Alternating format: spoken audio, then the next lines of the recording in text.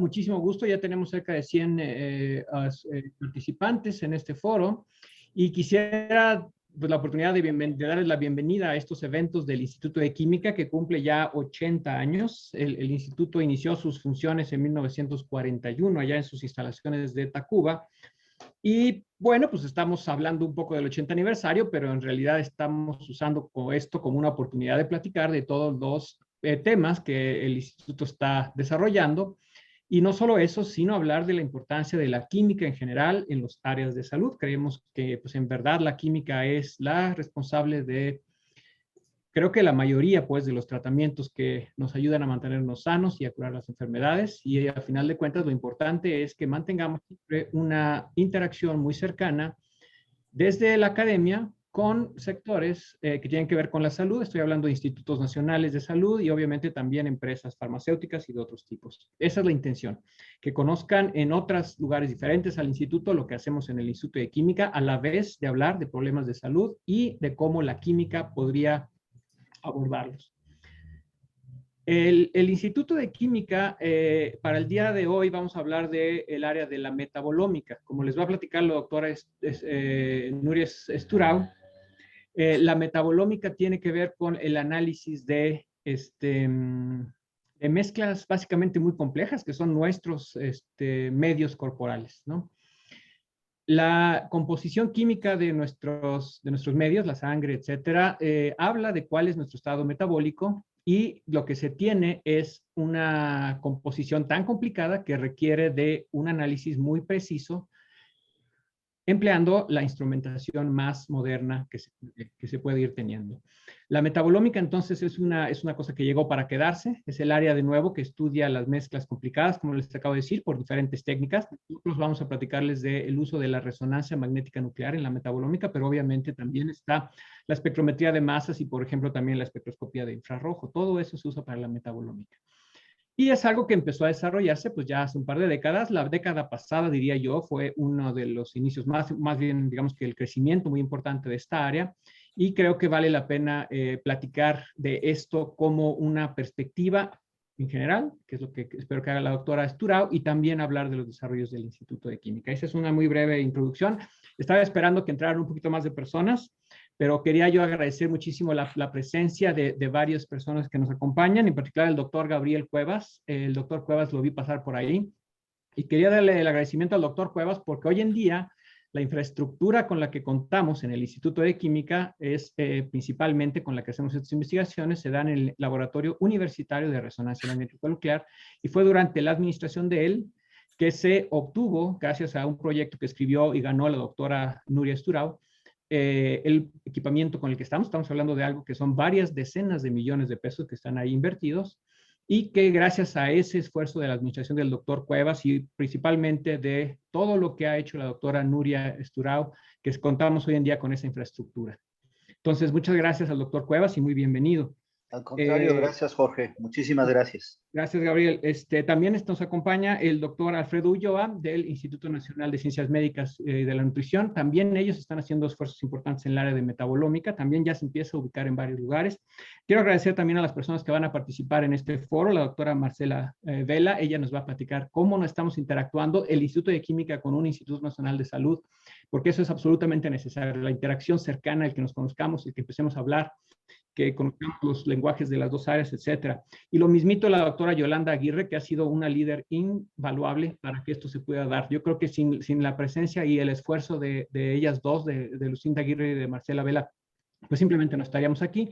Además, como ya dije, del gran esfuerzo de la doctora Esturau, también de sus alumnos, sin duda. También quisiera dar la bienvenida al doctor Fernando Fon, quien nos ha estado acompañando de la MIF. Muchísimas gracias, les agradezco muchísimo la presencia. De nuevo, el objetivo de estos foros es que nos juntemos de diferentes áreas y afortunadamente creo que lo estamos logrando. También la doctora, otra de las personas que nos va a estar platicando, también tiene que ver con la industria y es la doctora Guadalupe Asensio de la empresa Roche. Ella tiene especialidad o su área de especialidad dentro de la empresa tiene que ver con medicina personalizada, que como vamos a ver puede estar ligada a la metabolómica también. Me faltaba también dar la bienvenida al doctor Santiago March de FunSalud. También están ellos ubicando a todas estas áreas que tienen que ver con la química en un sentido como uno de los ejes de eventualmente de crecimiento de los servicios de salud, las maneras de abordar diferentes tipos de problemas en el área de salud. Bienvenidos entonces a todos. Juan Pablo Senosiaín, también lo vi pasar por ahí, es también alguien con quien del lado de las empresas hemos estado trabajando mucho y también él está involucrado en proyectos de los cuales no vamos a platicar hoy, pero creo que la próxima vez o la que sigue, sobre temas de síndrome metabólico precisamente, del lado del desarrollo de compuestos que servirían para tratar esto. Entonces, en fin, me faltaba el doctor Ignacio González, creo que también lo vi pasar por ahí. Hola Ignacio, es de la Sociedad Química de México, el presidente. Las sociedades científicas también es bien importante que estén presentes y mantengamos todos, que siempre nos estemos saludando y veamos qué estamos haciendo los vecinos y los compañeros para siempre poder contar con apoyos de otros lados y que saber básicamente qué estamos haciendo, ¿no? En fin, todos ellos bienvenidos. Si me faltó alguien, pues una disculpa, simplemente no lo vi pasar. Creo que quisiera nomás robar 2 minutos para agradecer mucho a las personas que han conformado los 2 o 3 proyectos de los que creo que va a platicar la doctora Esturao, porque empezaron con una visita. Un día fuimos y tocamos la puerta, así, sin conocer a nadie, francamente, al Instituto Nacional de Pediatría y al Instituto Nacional de Neurología y Neurocirugía. Y entonces, infinitamente, la amabilidad de ellas dos ha sido total. Simplemente empezamos a hablar, tuvimos varias reuniones porque el que un químico tenga nociones de cómo va a venir la muestra a final de cuentas, ¿no? De qué tipo de fenómenos estamos estudiando del lado médico, obviamente, pero también del lado práctico, digamos, qué tipo de cuidados hay que tener con todas las muestras. Y esto es algo que necesita cultivarse, parece ser mucho a nivel de equipos de trabajo, ¿no? De entendernos, de conocernos, de empezar a decir por qué no puedo tener la muestra de tal manera, por qué necesito estar de tal otra manera.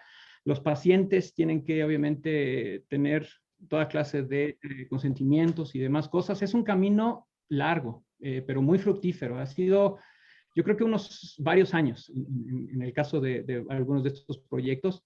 Y de nuevo, pues se dio a partir de contactos personales que fueron iniciados por nosotros, pero que todo el tiempo nos han mantenido las puertas abiertas y mucho más que eso, pues más que eso están dándonos retroalimentación, trabajando de manera muy conjunta y esto es algo absolutamente necesario en un desarrollo que ya justamente está en la frontera de ambas disciplinas, la biomedicina y digamos que la química. Entonces, muchísimas gracias a ellos. A lo mejor Nuria nos cuenta algunas anécdotas de todo lo que ha sucedido por ahí.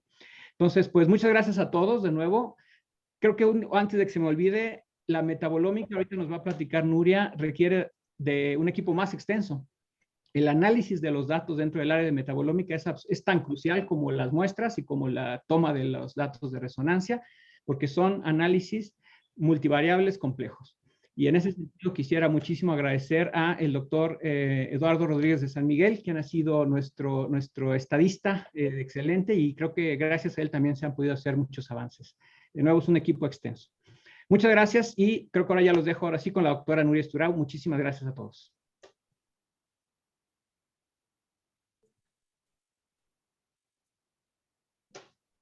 Muchas gracias, Jorge, por la presentación. Muchas gracias por organizar este tipo de foros.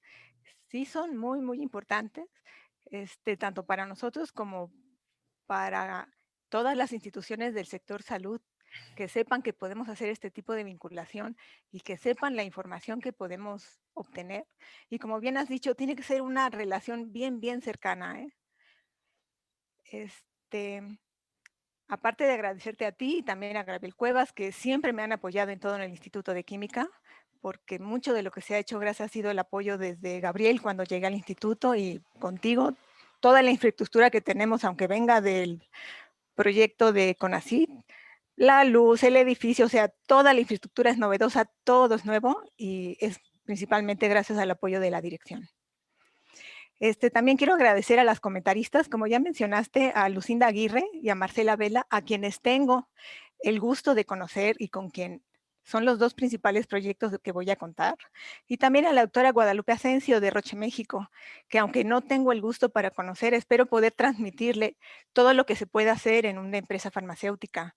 Yo en el pasado trabajé en la empresa Eli Lilly, una empresa farmacéutica, y estoy seguro que la potencialidad de esta técnica es muy, muy grande para hacer medicina personalizada para muchísimas cosas. Entonces, estoy seguro que por el tipo de foro han oído hablar de la resonancia magnética en los hospitales, ¿sí? Este, ellos lo que ven en un hospital son imágenes de este estilo, ¿sí? Utilizan un imán, al fin y al cabo es lo mismo que yo utilizo, es un imán vertical, un imán horizontal, perdón, colocan a la persona, mandan ondas de radiofrecuencia y lo que sacan son imágenes. Y aquí lo que ven es el agua, al fin y al cabo, ¿no? El agua, cómo está el agua pegada a tejido normal, a tejido enfermo, a hueso, y así es como estudian anormalidades. Este tipo de resonancia, seguro que la han oído muchos. En el caso de la que nosotros utilizamos en la química, utilizamos imanes verticales, ¿sí? El fundamento es el mismo. La diferencia principal es que nosotros tenemos espectros, ¿sí? ¿Qué son esto? Esto es el espectro de la glucosa, ¿sí? Entonces, la glucosa tiene un cierto número de protones. Aquí lo que vemos es cómo relaja el agua y aquí lo que vemos es cada una de las señales individuales. Entonces, si la glucosa tiene 2 anoméricos, el alfa y el beta, bueno, tengo que tener 12 señales. Y las 12 señales que salen en el espectro identifican que se trata de la glucosa. Esta forma de trabajar con la RMN viene de muchísimos años atrás, ¿sí? La utilizamos para hacer análisis estereoquímicos, control de impurezas, cosas tan complejas como el análisis de proteínas, estudio de polímeros, ¿sí? La resonancia de imagen, que ya conté, la llaman en los hospitales resonancia de imagen, para quitarle la palabra nuclear y no espantar a los pacientes, pero es la misma técnica, ¿sí? Determinar interacciones, muchas cosas, y a la que me voy a centrar es el estudio de los perfiles metabólicos, ¿sí? La palabra ómica, que seguro han oído hablar de la genómica, de la proteómica, lipidómica, todas las ómicas. La palabra ómica significa conjunto de, ¿sí? Entonces, cuando salió el genoma humano y salió la genómica, significa el conjunto de todos los genes, el estudio de todos los genes en su conjunto. No hacemos una separación. La última de las ciencias ómicas que apareció fue la metabolómica, que es el estudio de todos los metabolitos de un organismo en su conjunto. Existen muchas técnicas para hacer el estudio, como bien mencionó Jorge. Se puede hacer por resonancia de infrarrojo, por espectroscopía infrarrojo, por espectrometría de masas, por RMN. Me voy a centrar en la RMN, es la técnica que más manejo algunas otras, pero para ómicas es la única en la que he incursionado en los últimos años. Y les voy a contar un poquito, muy poquito, el flujo de trabajo, para tratar de transmitirles la importancia del principio hasta el fin, ¿sí? Como bien dijo Jorge, tiene que haber una relación muy fuerte. Desde que se toma la muestra, se hacen los análisis, es la parte estadística y se llega a una conclusión.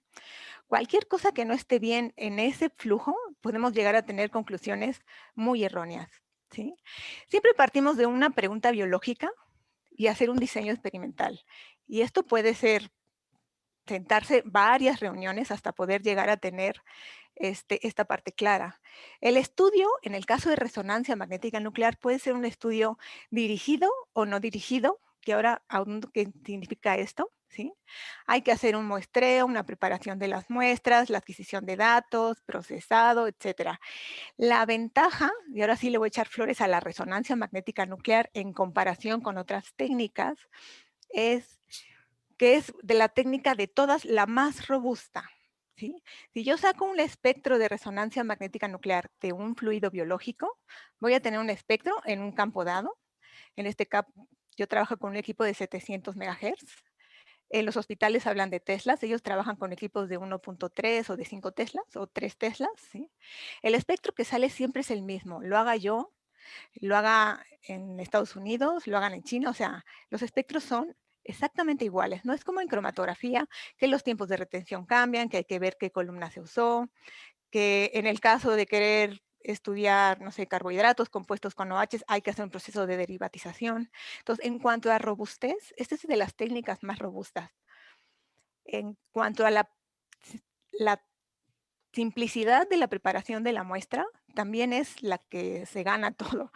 Las muestras, en el caso de orina, se agarra la muestra de orina, se le pone un 10% de agua deuterada por motivos del equipo y se adquiere el espectro. Quiere decir que una muestra puede estar analizada en 20 minutos, ¿no? Comparado con sistemas de cromatografía que hay que derivatizar, ¿no? Entonces, ventajas tiene muchísimas. Les voy a hablar de la desventaja que tiene, y es que de todas es la técnica menos sensible. Sin embargo, hoy en día, con todos los avances instrumentales, ¿sí? Con el uso de sendas criogénicas y otras cosas, sí nos ayudan a mejorar la sensibilidad, ¿sí? Pero su mayor fortaleza es la robustez de la técnica. Entonces, regreso a esta parte. ¿Qué significa dirigido o no dirigido? Esto que está aquí arriba es un espectro de RMN, ¿sí? Tenemos el espectro va desde 0 hasta aproximadamente 10 unidades de ppm, así se utilizan entonces yo aquí puedo decir, a ver, me interesan solo los carbohidratos. Entonces me voy a la zona de carbohidratos, que es esta zona que está aquí al centro. La intensidad de las señales son proporcionales a su concentración y saco concentraciones y trabajo con ese perfil dirigido en cuanto a concentraciones. Así se utilizan muchas de las técnicas, por ejemplo, las cromatográficas, ¿no? Sin embargo, tengo la ventaja de hacer un perfil no dirigido. A ver, todo lo que se vea, ¿sí? Los 30, 40, 50 metabolitos que se alcanzan a ver en resonancia, que pueden incluir alifáticos, carbohidratos, aromáticos, todo lo que se vea, trabajo con todos ellos. Entonces, nos permite trabajar sin una hipótesis previa. No es por fuerza, a ver, voy a ver los carbohidratos afectados, los aminoácidos, sino es, tengo dos condiciones que quiero comparar, quiero saber qué está afectado, ¿sí? ¿Cuál ruta metabólica está afectada? Entonces me permite trabajar sin una hipótesis previa. Ambas siempre terminan con un análisis estadístico multivariado, porque aquí ustedes lo que ven son 56,000 puntos, ¿sí? Entonces, no es trabajar una variable y decir subió, aumentó, disminuyó, sino es trabajar con los 56,000 puntos y ver si hay diferencias. Cuando se trabaja aquí, uno saca dos condiciones, enfermos, no enfermos, cualquier condición, y lo que se saca es el espectro completo. Si pasara que el espectro completo de los controles y de los enfermos fuera igual, esta no es la técnica para averiguar qué está pasando. Si lo que ocurre es, estos son los controles y resulta que tengo un pico de más en los enfermos, ya la hice porque encontré un biomarcador de esa condición que estoy estudiando. Entonces, esto es un poquito general. Y ahora sí me voy a centrar en un estudio que de hecho fue el primer estudio que hicimos de esta magnitud, que fue con el Instituto Nacional de Neurología y Neurociencias, Manuel Vasconcelos, ¿sí? Que es el estudio del metabolismo de pacientes con muerte encefálica declarada. La muerte encefálica se define como el cese irreversible de las funciones circulatorias y respiratorias o el cese irreversible de todas las funciones de todo el cerebro, incluido el tronco encefálico, ¿sí? Es un estado terminal o irreversible de daño encefálico que condiciona la muerte de los enfermos. Entonces, tenemos varios estudios, pero este es el único estudio que tenemos terminado. Y para llegar a esto, lo que dijo Jorge, todo empezó con una reunión, de hecho en la dirección del Instituto de Química, ahí es donde conocí a la doctora Aguirre, y fue yo creo que más de un año en que estuvimos planteando cómo íbamos a hacer esto, ¿no? Tuvimos la oportunidad, yo, una de mis alumnas, incluso el doctor Jorge Peón Peralta, de ir a la unidad de terapia intensiva del instituto. Yo creo que los tres quedamos altamente impresionados, todo lo que hacen ahí. Fue para mí una experiencia, yo creo que única, la cosa más vívida que he vivido. Estuvimos con la doctora Sandra Porcayo, que desafortunadamente en este periodo falleció. Fue una pérdida bien, bien fuerte para todos, una persona que estimábamos mucho, que estaba muy involucrada con el proyecto. Y para mí fue algo bien importante, ¿no? Y fue un lapso de tiempo muy grande para que nosotros entendiéramos lo que significa tener un paciente, que no es como otro tipo de muestras, que yo le puedo decir, a ver, quiero 5 muestras con esta condición, 5 con estas. No, son los pacientes que hay y hay que acoplarse. Y hay que esperarse el tiempo suficiente para tener un número de muestras que sea representativo. Entonces, bueno, regresando a la diapositiva, los pacientes tenían diagnóstico de muerte encefálica por las técnicas tradicionales, angiografía cerebral, tomografía computarizada. ¿Y por qué la importancia de este estudio? Uno es por cualquier prueba adicional que nos ayude al diagnóstico de muerte encefálica es pues muy importante por muchas cosas médicas, éticas, legales, ¿sí? Sobre todo porque estos pacientes están para hacer donación de órganos. Entonces son pacientes que están declarados muerte encefálicas con soporte vital, este, y trabajamos el líquido cefalorraquídeo de estos pacientes. Aunados, necesitamos algo con qué comparar con pacientes sanos. Estos pacientes llegan al Instituto de Neurología con diferentes padecimientos, o se supone de padecimientos, se les toma el líquido cefalorraquídeo y luego terminan pues, con ciertos diagnósticos. Entonces, lo más difícil aquí es poder tener muestras control. Afortunadamente llegamos a tener 7 pacientes control, control, de que llegaron con cefalea y al final pues, el paciente no tenía nada. Y de las muestras de líquido cefalorraquídeo que se toman, estas pasan a formar parte del proyecto, ¿no? Tenemos varias muestras de diferentes padecimientos.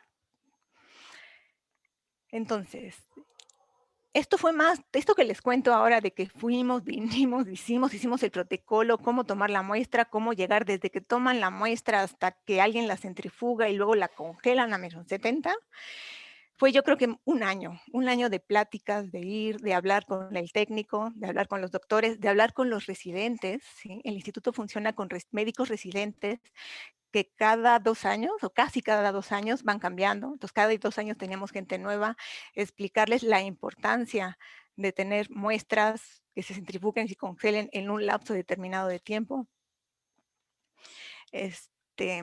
Y bueno, esto es un espectro de resonancia del líquido cefalorraquídeo. El que está arriba son pacientes con muerte encefálica, el que está abajo son los pacientes control. Y en este caso son pacientes control, que aclaro, tenemos 7 control sanos, y luego en los otros hay diferentes, hay una encefalitis autoinmune, pero aquí como lo que queríamos era vivos contra sanos, pues por eso tenemos 22 son un número muy, muy grandes, ¿no? Pero les aclaro, ahí hay pacientes sanos, y pacientes pues con alguna encefalitis o alguna anomalía, que no incluye ninguna anomalía vírica, o sea, nada vírico. Todos son pacientes o sanos, o con anomalías que no tienen que ver con ni bacterias ni virus. Si se fijan así a simple vista, pues claramente hay una diferencia en el perfil, ¿no? Todos estos aromáticos, pues están mucho más concentrados que aquí. Esto ya nos está diciendo que el metabolismo en la muerte encefálica, pues está alterado, ¿no? La resonancia me permite, es una técnica cuantitativa. Esta señal que está aquí en 0 es un estándar que yo le coloco en una concentración conocida, por lo cual, por relación entre estas señales, me permite saber la concentración de los 30, 40, 50, máximo 60 metabolitos que logramos identificar y cuantificar. Por eso, si recuerdan la primera diapositiva donde les puse la glucosa, es esta. Este es uno de los anoméricos, este es el otro y aquí están los otros. Entonces, la relación de esta señal que yo pongo como estándar y la relación de esta señal me dice qué concentración de glucosa hay en esa muestra. Entonces, yo puedo sacar la concentración de glucosa de todos los compuestos que tengo identificados. Ya con esa información, bueno, la parte estadística me puede decir entre el grupo control, que son todos estos que están aquí, y todos los que tienen muerte encefálica. Les he de decir que antes de este estudio había un estudio hecho con metabolómica dirigida por HPLC, en que indicaba que en el caso de muerte encefálica, el ácido láctico y el glutámico estaban aumentados. Pues una de las cosas que queríamos probar era que efectivamente estuvieran aumentados. Y sí, el principal metabolito que me está haciendo la diferencia entre los pacientes sanos, entre los sujetos sanos y los sujetos con muerte encefálica, es precisamente el ácido láctico. A diferencia de HPLC, donde uno solo está buscando ciertos metabolitos en particular, aquí pudimos encontrar que existen otra serie de metabolitos, siendo el principal el lactato, el láctico, existen otros metabolitos que nos están haciendo la diferencia entre los pacientes vivos y los pacientes con muerte encefálica declarada. ¿Cómo se sacan los datos? Esta es una especie, al hacer toda esta parte estadística, ¿sí? Yo de todo el espectro de resonancia puedo sacar los VIPs que se llaman Very Important Plot, en donde me da una lista del grado de importancia de la región donde está la señal que me está haciendo la diferencia entre los grupos, ¿sí? Entonces, según este VIP, me da una región del espectro y yo veo en esa región de este espectro qué metabolito está. Entonces, si se fijan, precisamente los más importantes fueron el lactato, después la glutamina y glutamato, que era el artículo que teníamos con el cual queríamos corroborar. Pero existen otra serie de metabolitos, ¿no? Con estos metabolitos pudimos hacer la cuantificación y uno a uno determinar estadísticamente cuáles eran significativos, ¿sí? Y llegar a proponer cuáles eran las vías metabólicas que estaban alteradas en el caso de muerte encefálica. Todo este estudio ya lo tenemos publicado. Salió este año, en el 2001. Los autores principales, aunque hay mucha gente más involucrada, es Martelena García, que es una de mis alumnas, el doctor Eduardo Rodríguez de San Miguel, que es la parte que más nos ayuda con la parte estadística. Él es un profesor de la Facultad de Química. La doctora Jocelyn Cruz Pérez, quien realmente estamos muy, muy agradecidos con ella, porque ella heredó el proyecto, ¿sí? Durante este proyecto, la doctora Sandra Porcayo, como ya les mencioné, que es con quien iniciamos todo esto, desafortunadamente falleció. Falleció la doctora Sandra Porcayo y uno de los médicos residentes, el doctor Ronaldo. Entonces, la doctora Jocelyn pues, heredó el proyecto, le gustó mucho, decidió seguir adelante y pues seguimos con la recolección de muestras de líquido cefalorraquídeo, ¿no? La doctora Lucinda Aguirre, Cristian, que es otro de los médicos residentes, bueno, yo. Entonces, fue realmente el primer estudio que hicimos a nivel metabolómico desde el mero principio, pero mero principio, desde nos sentamos para plantear qué es lo que queríamos hacer hasta que llegue al final. Tenemos otros proyectos, sí, una encefalitis autoinmune, hay varias cosas, dependemos mucho de cómo van llegando los pacientes. Ahorita la pandemia, la verdad es que nos detuvo en muchos ámbitos, pero espero poderles haber transmitido todo lo que puede hacer esta técnica, ¿no? Y ahora, como estuve en un proyecto así del final de la vida, les voy a contar uno del mero principio de la vida, ¿no? Esta es la colaboración con el Instituto Nacional de Pediatría. Pensé que esto lo había quitado, ¿sí? Es con la doctora Marcela Vela. Es un estudio del metaboloma de la prematurez. Este estudio realmente salió de una convocatoria que hizo en conjunto el Instituto de Química y el Instituto Nacional de Pediatría, donde por suerte yo conocí a Isabel Ibarra, estudiamos juntas, y entonces un día me habló, hablamos del proyecto, decidimos meter una convocatoria y salió aprobada, ¿no? Entonces, la importancia es que la prematurez es un problema de salud público mundial. Cada año nacen en el mundo unos 15 millones de niños antes de la llegada a término, y más de 1 millón de niños prematuros mueren cada año.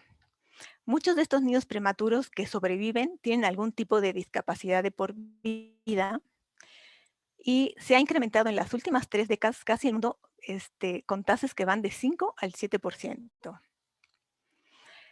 El primer estudio que hicimos con ellos, porque también tenemos en mente otros estudios, fue hacer un estudio en orina, que es un estudio no invasivo, sobre todo para bebés tan pequeños, en donde estudiamos 34 niños a lo largo de su hospitalización. Esta es una gráfica, los azules son niños, los rojos son niñas. Pues una vez que ingresaban, cada semana se les tomaban muestras. Hay niños que ingresaron una semana y se fueron, hay otros que estuvieron hasta 7, 8, 9 semanas. Y teníamos niños desde muy prematuros, con pesos muy bajos, medianamente prematuros, y bueno, ellos tienen su estadística, ¿no? Entonces teníamos 3 grupos. Buscamos correlaciones de todo estilo, ¿sí? Y encontramos algo muy importante. En relación a la edad gestacional, encontramos que había 8 metabolitos que son claves, ¿sí? Para ver esta progresión de edad gestacional, desde que el niño ingresaba hasta que el niño salía, ¿no?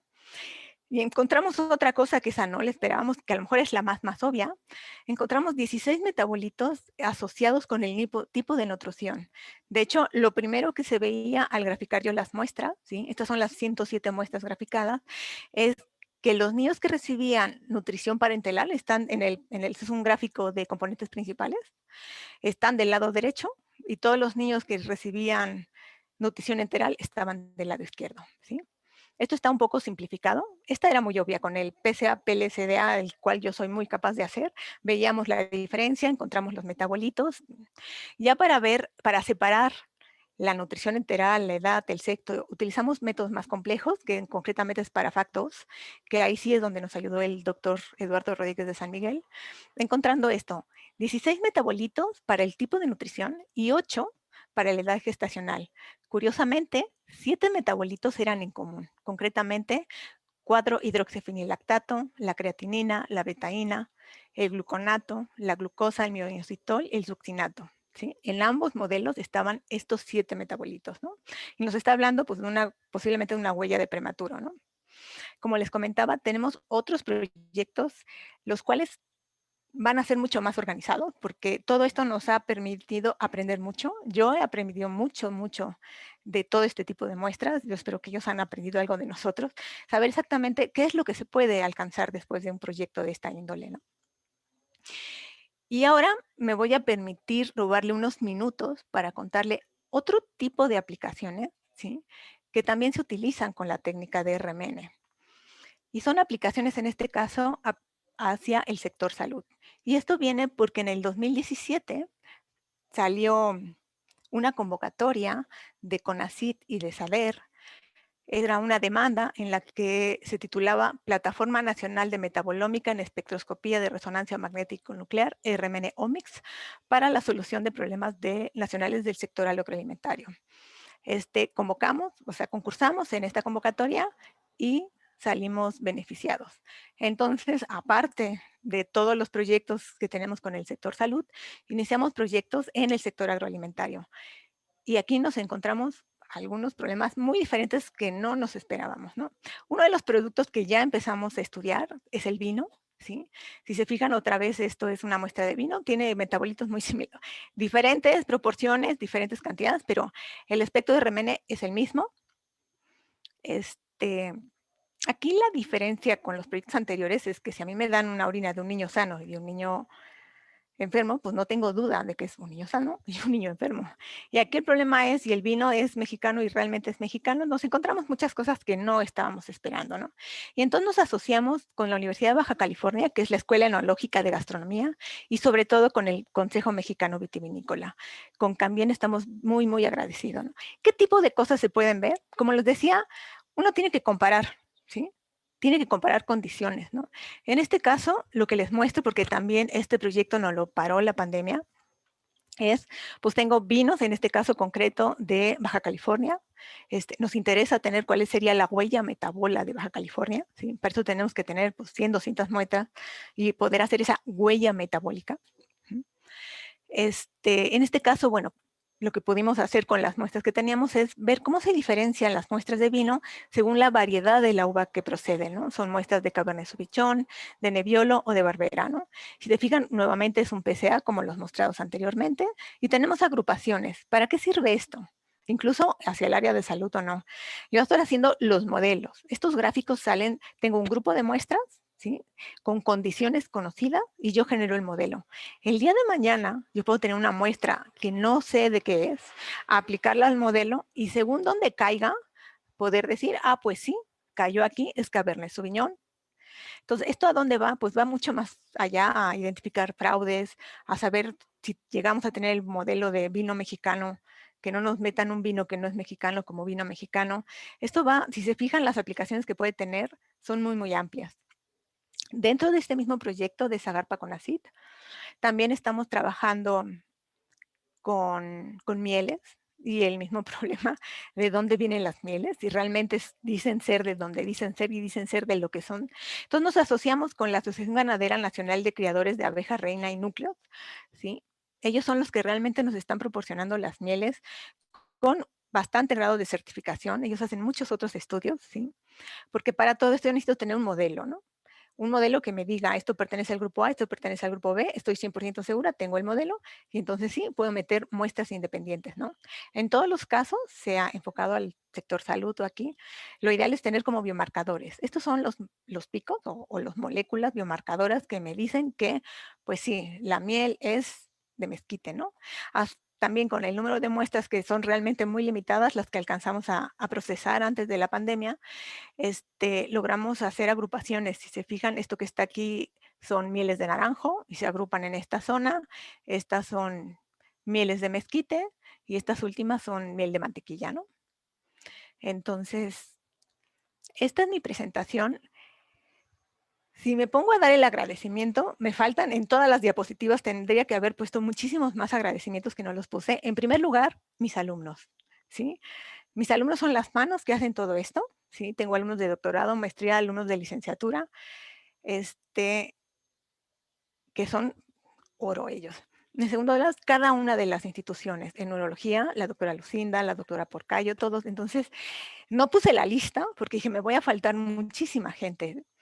Como les dije, todas las personas que están involucrados, todas son bien importantes, ¿sí? Desde el residente que toma la muestra, el técnico que la procesa, el que la congela, ¿sí? La llamada telefónica para decir, sale ahorita en nitrógeno líquido y va para el instituto, llegar al instituto, o sea,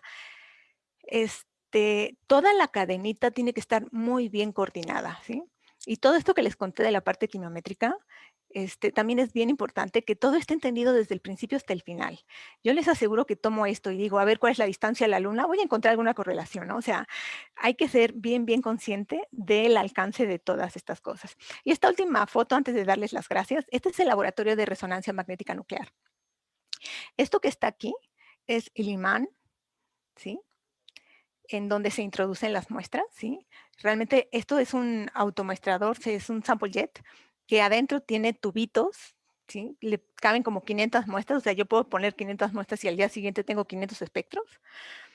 Esta cosa cuadrada que está aquí es lo que le da alta sensibilidad. Esto significa que puedo trabajar o puedo tener 4 veces más la sensibilidad que si trabajara con una sonda normal. Y esto es muy importante por lo que les decía, ¿no? Es una técnica poco sensible comparada con las otras técnicas. Esto de aquí es la consola, todos tienen, ¿sí? El generador de radiofrecuencias. A las personas cuando las ponen a hacer en los hospitales, pues ellos los meten aquí y eso es un radio muy fino y por eso oyen pum, pum, pam, pam, o les ponen audio y les ponen música para que no lo escuchen. El fundamento es exactamente el mismo. Entonces, el laboratorio cuenta con otro equipo, es un equipo más pequeñito, es un equipo de 500 MHz que hace más cosas para inorgánica, pero este es el que usamos para metabolómica y les digo, de una muestra de orina, de sangre, de líquido cefalorraquídeo, de vino, de miel, de cualquier cosa, lo que sacamos es una fotografía del estado en ese momento, el metabolomia en ese momento, lo comparamos contra algo más. Número de metabolitos, normalmente, si no hay nada que bloquee las vías, normalmente los metabolitos más concentrados son los que están al final de las vías metabólicas, ¿no? Entonces, si la vía se para a la mitad y encuentro concentrado, pues ahí algo está pasando y algo está bloqueando esa vía. Entonces, hablamos no más de 100 metabolitos los que yo puedo analizar por RMN, ¿sí? Comparado con masas, les decía, pues ahí pueden ser 200, 300. Entonces, se puede hacer metabolómica por muchas técnicas. De hecho, en el INP estamos planteando un nuevo proyecto que no solo sea por resonancia, que incluya ambas, que eso es lo ideal, tener una técnica ortogonal. Pero espero haberles podido transmitir la potencialidad de la técnica, lo maravilloso que es la RMN y todo lo que se puede alcanzar. Entonces, no sé si hablé un poquito rápido, creo que sí. Pero les estoy muy agradecidos por su atención y si tienen alguna pregunta o mejor después que hablen los comentaristas. Muchísimas gracias, Nuria. Sí, si quieres, vamos a tomar las palabras de los comentaristas. Y me encantó que pusieras el laboratorio de resonancia para que sepan, para que se vuelva un poquito más real dónde se trabaja y cómo ha sido pues el esfuerzo en tener esos equipos, porque pues una parte es tener el equipo, otra parte es tener la infraestructura para a su vez poder tener el equipo. Muchos de estos equipos, si los tiene uno en condiciones subóptimas, los equipos sufren y se degradan muy rápido y se suelen no poder tener a lo largo de muchos años. Entonces, hemos hecho esfuerzos muy importantes por tener una infraestructura robusta a lo largo de muchos años. El instituto, de hecho, en un sentido yo siento que se ganó estos equipos a lo largo de muchas generaciones, no solamente de las más recientes, porque bueno, el instituto fue el primer lugar donde hubo una resonancia magnética nuclear, después fue el primer lugar donde tuvo el primer equipo de resonancia magnética nuclear con superconductores y luego el primero de 500 MHz y ahorita pues estamos en 700 MHz de nuevo pues a la cabeza en toda Latinoamérica me parece y es un esfuerzo institucional muy grande de toda la universidad en su momento con apoyos del CONACYT que se fueron juntando para poder tener hoy en día toda la infraestructura. Muchas gracias, Nuria. Y muchas felicidades a todos también. Quisiera presentar a la primera persona que nos va a regalar algunas palabras, doctora Lucinda Aguirre. Ella La conocimos como directora de investigación del Instituto Nacional de Neurología y más que nada quiero agradecer muchísimo de nuevo su gran disposición, habernos abierto la puerta, habernos ayudado, de hecho, desde la neurología y también desde el tema de la terapia intensiva y cómo lidiar con la situación que es tomar muestras de líquido cefalorraquídeo de pacientes que están en estado crítico. Todo eso ha sido gracias a la doctora Lucinda Aguirre y la verdad le agradezco muchísimo todo el contacto que ha tenido con nosotros. Y ahora lo que me va a gustar aún más pues, es escuchar sus palabras. Adelante, Lucinda, muchas gracias. Muchas gracias, doctor. Buenas tardes a todos. ¿Sí me escuchan? Sí, muy bien. Bueno, pues yo quiero, digamos que, resumir todo lo que voy a decir en 3 diapositivas que envié. No sé si se puedan, por favor, comenzar a proyectar. Sí, adelante, doctora. Y para esta breve comentario que tengo yo, lo primero que quiero hacer es felicitar al Instituto de Química, porque a lo largo de todos los foros que hemos visto y de todas las acciones a las que nos ha invitado el doctor Jorge Peón, realmente el grupo de profesionales que ha formado el Instituto de Química es un orgullo no para el Instituto de Química, sino para México y para el mundo. Creo que alcanzar los estándares de calidad y todos los estudios que se hacen en el ámbito cultural, con estos análisis que nos enseñaron de los restos, en los restos arquitectónicos, en las piezas de arte, en la composición de materiales, en la síntesis de compuestos químicos, bueno, todo lo que nos han platicado a lo largo del tiempo que hemos tenido la oportunidad de estar cerca de ustedes, realmente es un orgullo, como les dije, para México y para el mundo. Que esté en nuestro país, ¿no? Es una cosecha de oro, diría yo. Después quiero agradecer al doctor Jorge Peón por la invitación a participar en este foro y por habernos permitido trabajar junto con el Instituto de Química. Y lo que digo a continuación es en relación a cómo se llevó a cabo esta colaboración. Yo escuché al doctor Jorge Peón en una plática que dio del Instituto de Química, siendo el director en la Secretaría de Salud. Me acerqué con él y realmente de manera muy humilde, muy amable, no sé cómo describirlo, pero son puros calificativos positivos. Él mostró su disposición. Bueno, yo me acerqué y le dije que si él podría darnos un seminario en el instituto en relación a lo que hacían en el Instituto de Química. Y él, de manera muy humilde, muy amable, muy cordial, muy abierta, me dijo que cómo no, que claro que sí. Y entonces llegó al instituto a darnos un seminario, como cualquiera otra de los colaboradores que llegan al instituto, a los seminarios externos que se organizaban en ese momento. Y entonces, después de su plática, me buscó la doctora Porcayo, que era la jefa de terapia intensiva del instituto, y me dijo, oiga doctora, yo tengo interés de desarrollar un proyecto con el Instituto de Química. ¿Cómo ve? ¿Usted cree que será factible? Y entonces lo platicamos con el doctor Peón y empezamos a organizar una serie de reuniones en el Instituto de Química o en el Instituto Nacional de Neurología, a las que acudíamos de aquí para allá o de allá para acá, y de manera muy cordial empezamos a platicar sobre los posibles temas en los cuales se podría trabajar.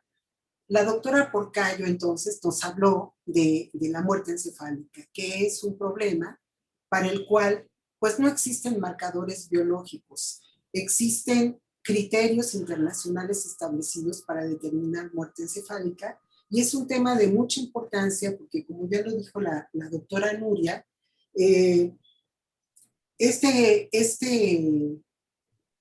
la determinación de que un paciente está con cese irreversible de sus funciones cerebrales requiere de la determinación por angiografía de 4 vasos de que ya no hay flujo en las arterias y eso requiere el traslado del paciente al sitio en donde se lleva a cabo la técnica. Pero es un paciente que está conectado a muchísimos aparatos porque es un paciente que ya se encuentra en coma.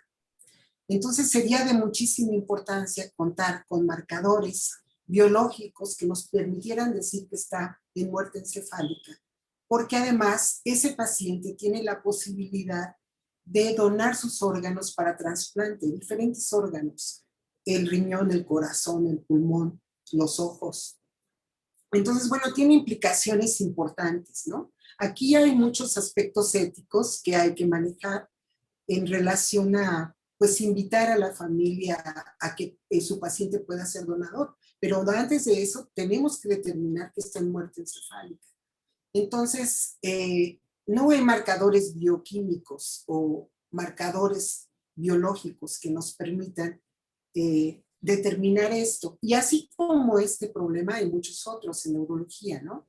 Entonces, una labor importante es la búsqueda de biomarcadores para enfermedades neurológicas y psiquiátricas.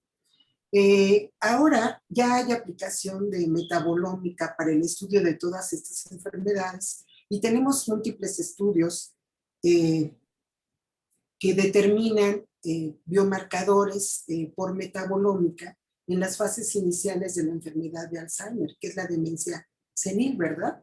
Que, bueno, no tenemos un parámetro para decir, pues este paciente ya está, o sea, empieza con los olvidos, empieza con manifestaciones clínicas que son vistas por los familiares, ¿no? Por ejemplo, que guardan las llaves en el refrigerador, que preguntan 10 veces qué día es, pero son indicadores que no son químicos, es decir, no son manifestaciones clínicas, pero en realidad sería muy bueno tener un biomarcador para poder diagnosticar en las fases iniciales a estos pacientes y entonces enviarlos a centros de día, por ejemplo. Bueno, otra enfermedad también que ha sido estudiada por metabolómica es la esquizofrenia. Otra, el trastorno bipolar, el trastorno depresivo mayor, por medio del cual pues, se llevan a cabo muchos suicidios a nivel mundial, ¿no? A nivel global, y que sería muy bueno empezar a tratar a los pacientes una vez que tuvieron biomarcador para determinar que este paciente tiene un trastorno de depresión mayor. Actualmente hay algunas enfermedades que son emergentes, como por ejemplo las que causan alteraciones neurológicas por enfermedades autoinmunes, tales como neurolupus o como la encefalitis autoinmune que estamos viendo ahora, secundaria a veces a infecciones por virus. Entonces, para todas estas enfermedades, no en todas se puede obtener la muestra biológica del líquido cefalorraquídeo porque tiene implicaciones éticas. Sin embargo, el trabajo que nos mostró la doctora Nuria, pues es un trabajo en el que lo que se estudió fue el líquido cefalorraquídeo, que es el líquido que, digamos, que lava el cerebro. ¿Me pueden pasar la que sigue, por ejemplo? Por favor, la diapositiva siguiente. No, otra antes.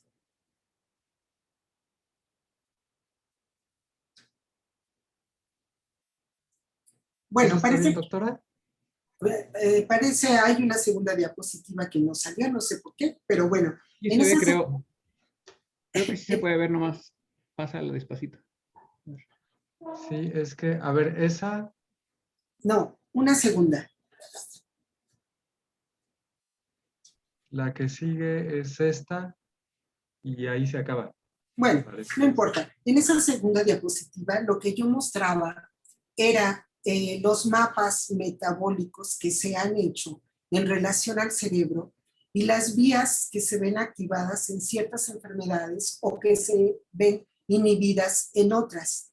Estos mapas se han hecho de múltiples estudios de metabolómica y de bases de datos que ya se tienen registradas, pero particularmente se enfocan a condiciones especiales. Comparaba yo estos mapas con el mapa del metro de Tokio que es realmente una obra arquitectónica complejísima, porque del centro de Tokio salen todas las direcciones suburbanas, digamos, y realmente cuando uno ve ese mapa y además lo ve en japonés, pues de veras que, no sé, se mueven todas las neuronas del cerebro y no entiende uno, pero absolutamente nada. Entonces lo que yo quería decir es que la metabolómica es mucho más compleja que eso. Y quería mostrar las rutas metabólicas que se han descrito y lo que se ha encontrado, por ejemplo, en una alteración que es la isquemia cerebral en modelos en rata. Es bastante interesante, pero pues yo creo que estamos comenzando el estudio o la aplicación de esta técnica en problemas humanos, que es algo muy complejo, pero que finalmente creo que va a dar frutos importantes en la identificación de biomarcadores que nos van a permitir tomar una muestra de líquido cefalorraquídeo, como en el trabajo que hizo el equipo de la doctora Nuria, en la que pues, nos permite ya tener la certeza de que hay una muerte encefálica, porque el paciente tiene elevados ciertos metabolitos. Entonces, este es el resumen gráfico del artículo del Instituto de Química y el Instituto Nacional de Neurología y Neurocirugía. Y pues nada más lo que presento es el resumen que ya está publicado, y de las lecciones aprendidas de este trabajo. Creo que aunque en todos los trabajos de investigación clínica se requiere hacer una evaluación detallada de los parámetros fenotípicos de los pacientes, en la metabolómica se requiere ser aún más estricto en este sentido, porque hay que tomar horas de toma de las muestras, registrar absolutamente hasta el último detalle. Por ejemplo, presentar toda la información patológica pertinente de cada individuo, que es diferente, y los medicamentos que se emplean, porque a lo largo de lo que hemos estudiado de metabolómica hemos visto que, bueno, hasta la sustancia que se toma para aplicar una inyección y que se aplica sobre la piel es importante, porque sale en la metabolómica, ¿no? Entonces hay que tomar en cuenta todo eso, el tipo de muestra biológica que se obtenga y las condiciones de almacenamiento son cruciales, y la integración de los resultados no es solamente de la gente que hace química o de los médicos, sino también de muchas otras disciplinas. Es multidisciplinario totalmente la integración de los resultados, y participa la química, la biología, la bioquímica, la bioinformática, la medicina y muchas otras ciencias, ¿no? Entonces, pues muchas gracias, doctora Nuria, muchas gracias, doctor Peón. Realmente ha sido un placer trabajar con ustedes, y la apertura y la disponibilidad científica que tienen para pues escuchar los problemas de salud y para aplicar lo que ustedes saben y lo que nosotros hacemos. Eso es todo. Gracias. Muchísimas gracias, doctor Aguirre. Le agradezco, pero de verdad muchísimo sus palabras y la colaboración. Y antes de que se me olvide, por favor, hágale llegar por ahí un saludo y una felicitación y un abrazo, por favor, a la doctora Jocelyn Cruz y a todo el equipo que trabaja en la unidad de terapia intensiva. Nuria y yo salimos siempre que fuimos pues absolutamente impresionados por el profesionalismo de todas las personas que trabajan ahí. Cada persona se sabe a detalle unos 25 datos o más de cada uno de los muchos pacientes que están ahí bajo su responsabilidad en situación crítica, y el profesionalismo de todas las personas que trabajan ahí son un absoluto ejemplo de la ciencia médica en México. Muchísimas gracias por todos, y a toda la infraestructura del Instituto Nacional de Neurología y Neurocirugía Manuel Velasco Suárez. Muchísimas gracias. Pues vamos a tomar ahora las palabras, por favor, de la doctora Marcela Vela Amieva. Ella es investigadora del Instituto Nacional de Pediatría y es jefa del laboratorio justamente de errores innatos del metabolismo y del tamiz neonatal que se toma. La colaboración con el Instituto Nacional de Pediatría inició en una idea original de juntar a los institutos. Entonces hicimos una serie de presentaciones, tanto el Instituto, los investigadores de Pediatría con los de Química, y cada quien hizo, digamos, match con alguno de la contraparte, y en el caso de la doctora Esturau, y la doctora Vela pues empezaron este proyecto en aquel momento y también ha sido una colaboración importantísima del Instituto de Química. Adelante, doctora, por favor. Doctora Marcela Vela Amieva. Muchas gracias. Yo comienzo felicitando al Instituto de Química por su 80 aniversario y dándole las gracias al doctor Jorge Peón por abrirnos las puertas del instituto y a la doctora Nuria Esturao por abrirnos las puertas de su hermosísimo laboratorio de resonancia magnética nuclear. Y sin duda la misión del Instituto de Química es generar conocimientos. Y la misión del Instituto Nacional de Pediatría es generar modelos de atención para la infancia y la adolescencia. Y me congratulo enormemente que estas dos misiones se están ensamblando muy afortunadamente para llegar a cosas que nos sirvan a ambas instituciones. Y sabemos que si bien la metabolómica es otra de las ómicas, la genómica, la transcriptómica, como ya nos habían dicho, además de ser una de las más jóvenes de las ómicas, es la más cercana al fenotipo del paciente. ¿Qué quiere decir esto? Que es la más cercana a lo que está pasando cotidianamente, a lo que está pasando día a día, y eso nos abre un horizonte verdaderamente importante. Y evidentemente la metabolómica requiere estos poderosísimos equipos que además de tener o de necesitar un personal verdaderamente adiestrado en la interpretación, pues no cualquiera los debe ni los puede tener, sino que para eso están los institutos y para eso están los laboratorios altamente especializados, para que nos ensamblemos con ustedes y podamos trabajar.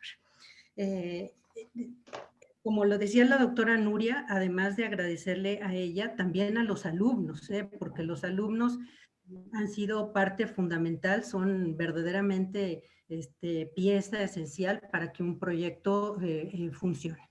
Y sin duda la metabolómica, uno de los objetivos que busca es descubrir biomarcadores, ya sea como biomarcadores unitarios, que es lo más raro de encontrar, o lo que llamamos conjunto de biomarcadores o perfiles que nos permitan distinguir una condición de otra, ya sea sano o enfermo, o en el caso anterior muerto o vivo.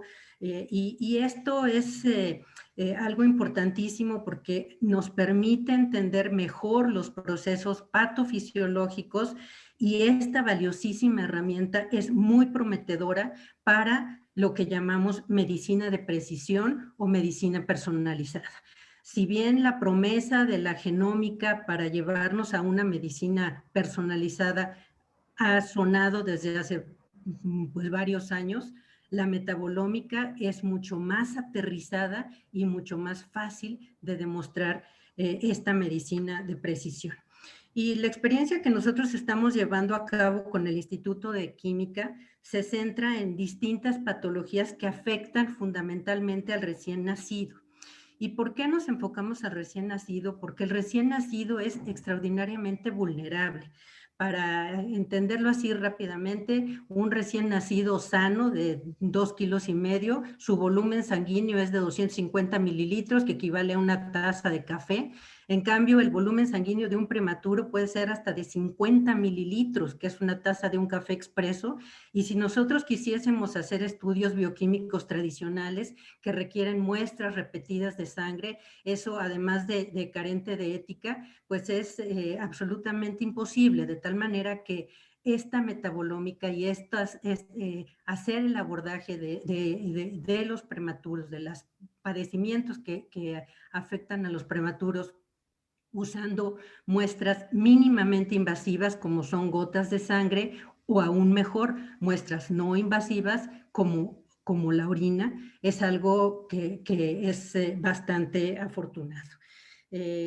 Ahorita ya con la doctora Esturao tenemos avanzado el primer artículo, pero ya tenemos prácticamente aprobado el siguiente, que ya va también a estandarizar el estudio de muestras de sangre en papel filtro, y esto nos va a abrir un panorama verdaderamente grande. El primer estudio que hicimos fue de la prematurez, lo mencionó muy correctamente la doctora Nuria, Y parte del objetivo de estudiar a los recién nacidos prematuros es porque algo tan sencillo que pudiese parecer como determinar la edad gestacional de un niño, para un médico del Instituto Nacional de Pediatría o del INPER, del Instituto Nacional de Perinatología, es muy fácil, cuenta con todas las herramientas, con toda la infraestructura, con todo el bagaje académico para hacerlo, pero si nosotros vamos migrando hacia el primer nivel de atención, donde está el médico pasante o donde está el médico general, a veces determinar la edad gestacional es extraordinariamente complejo. Y si nosotros lográsemos con este tipo de proyectos encontrar una serie de biomarcadores realmente contundentes que nos pudiesen, a través de las gotas de sangre en papel filtro o de la orina en papel filtro, que los médicos que están en los lugares de batalla lejanos manden ese papel filtro de manera expedita y se pudiese ahí determinar la edad gestacional, pues esto es verdaderamente personalizado y maravilloso. Entonces, esto es un ejemplo de lo que tenemos en mente para ir haciendo. Hay otros proyectos que tenemos también a punto de ir lanzando y es en relación a la nutrición personalizada. Parte de lo que encontramos en el proyecto que hicimos con la doctora Esturau fue que es fundamental el tipo de nutrición para determinar la huella metabolómica. Pero si esto lo vemos de manera individual, cada paciente requiere una nutrición distinta y algunos pacientes lo que nosotros como médicos consideramos a todos les voy a dar este tipo de nutrición parenteral porque así dice la norma, a lo mejor no es verdad o a lo mejor no es correcto. Entonces, si nosotros logramos nuevamente ensamblada la resonancia con la espectrometría de masas, con el maravilloso papel filtro, con las muestras depositadas en sangre seca o en orina, logramos distinguir este niño está intoxicándose con fenilalanina o este niño está deficiente de vitamina B12 y estoy viendo ácido metilmalónico en su sangre o en su orina, esto realmente podría personalizar y mejorar muchísimo la atención de nuestros pacientes en todos los escenarios. En conclusión, la metabolómica pues contribuye a explicar los procesos fisiopatológicos, pero también nos permite diseñar mejores estrategias para diagnóstico, para pronóstico y para terapias, de tal manera que yo creo que esto es algo que debemos continuar. Es una puerta muy grande, difícil, como ya nos hemos enfrentado la doctora Nuria y lo decía la doctora Aguirre muy correctamente. Aquí, si la muestra estuvo tomada y la dejaron 10 minutos a temperatura ambiente, ya la muestra es otra. Si la muestra la conservaron mal, esa muestra ya es otra y ya el perfil metabolómico va a decir otra cosa. De tal manera que para realmente tener certeza de que los biomarcadores son los que nosotros estamos lanzando o que los perfiles son los que nosotros estamos sugiriendo, pues estos estudios tienen que hacerse con sumo cuidado, pero es algo que estamos tratando de hacer de manera cotidiana. No es más que puras cosas buenas las que nosotros hemos encontrado en el Instituto de Química y si bien a veces suena un poquito así medio especulativo decir qué hermoso sería que estas técnicas tan sofisticadas de la resonancia magnética nuclear o la espectrometría de masas en tándem llegasen a los rincones más alejados del país. Yo creo que más que una especulación es un sueño y soñar es el primer punto para ser creativos, ¿sí? Entonces, eso es en lo que estamos trabajando la doctora Esturau y mi grupo. Un saludo de todo el grupo, la maestra Isabel Ibarra, la química Ida, las nutriólogas, todos, no se diga el jefe de neonatología, todos están ansiosos de que estos proyectos continúen porque sí vemos enorme potencial y queremos seguir adelante con ustedes. Muchas gracias. Muchísimas gracias, doctora Vela. Le agradezco muchísimo toda la oportunidad de trabajar y también pues muchos saludos al doctor Oria, que también nos ha ayudado a organizarnos mucho por este lado, y también al señor director del Instituto Nacional de Pediatría, todos ellos. La verdad es que desde ahí hay que coordinar todas las cosas. Se agradezco muchísimo todas sus aportaciones. Y nomás un comentario de lo último que dijo, la verdad no me quiero aguantar las ganas de decirlo. La ciencia básica es lo que eventualmente va a conectarse con los servicios de salud, que como bien dice usted, ojalá que sea solo algo que está en camino, de que lo lograremos hacer en unos cuantos años, pero empezó como un proyecto de ciencia básica tanto en el Instituto de Química como en la ciencia básica de los primeros que desarrollaron la resonancia magnética nuclear, ¿no es cierto? Estamos completamente seguros que cuando escribieron las ecuaciones de Porcel, etcétera, para los pulsos y las interacciones del campo magnético con los pulsos de radiación y las moléculas y todo eso, seguro no estaban pensando en que algún día, gracias a eso, haríamos metabolómica de niños a grandes distancias, donde lo único que hay que enviar es un papel filtro, ¿no? Pero es una conexión absolutamente directa de esas investigaciones en otras generaciones, en otros países también, que vienen a conectar con este tipo de servicios, pasando obviamente por un montón de etapas de investigación, incluyendo a México respecto a la resonancia magnética nuclear. Y creo que, bueno, ese tipo de historias hay que contarlas para que también se siga apoyando la ciencia fundamental en México. Muchísimas gracias. Entonces, pues quisiera continuar ahora sí con las palabras, por favor, de la doctora Guadalupe Asensio. Ella tiene mucha experiencia, de hecho, creo, desde las ciencias ómicas, desde la genómica y también avanzando transcriptómica, proteómica y hasta ahora hablando de medicina personalizada en la empresa Roche. Entonces, nos va a encantar escuchar sus perspectivas acerca del área de la metabolómica, cómo se vislumbran este tipo de cosas desde los ámbitos de la industria farmacéutica. Adelante, por favor, doctora Asensio, perdón, muchas gracias. Muchas gracias, doctor Jorge. Pues es para mí un gusto, la verdad, haber sido invitada a participar en este foro. Muchas gracias al Instituto de Química de la UNAM y al doctor Jorge Peón por la invitación. Así también muchas gracias a la doctora Nuria Esturó por su excelente presentación. Como decías, voy a dar mi perspectiva. Entonces, desde mi perspectiva, por mi formación primero biotecnológica y también por el desempeño que tengo ahorita en mi puesto actual, que es Medical Value Lead para medicina personalizada y medicina de precisión, es de suma importancia el estudio individualizado de los pacientes, su perfil genómico y su perfil fenotípico, que es justo donde entra la metabolómica clínica. Entonces, ¿de qué se trata esta medicina personalizada? De dar el tratamiento correcto al paciente correcto en el momento correcto, con una máxima eficacia y la mínima toxicidad posible. Es por esto que veo aquí, o sea, muy importante la aplicación de la metabolómica, porque precisamente como nos explicó la doctora Esturó, se refiere al estudio de estas moléculas pequeñas que permiten generar estas huellas, de generar precisamente perfiles para enfermedades como cardiovasculares, crónicas, neurológicas, inclusive, o enfermedades innatas. Entonces, además, nosotros le vemos pues un rol clave dentro de lo que es precisamente el dogma central de la biología molecular. O sea, si bien sabemos y lo conocemos muy bien todos, que está la replicación, transcripción, la traducción y finalmente, como último escalón, los metabolitos y el estudio de los conjuntos correspondientes, vemos que generar una correlación entre estos diferentes omics es de suma importancia para la parte clínica.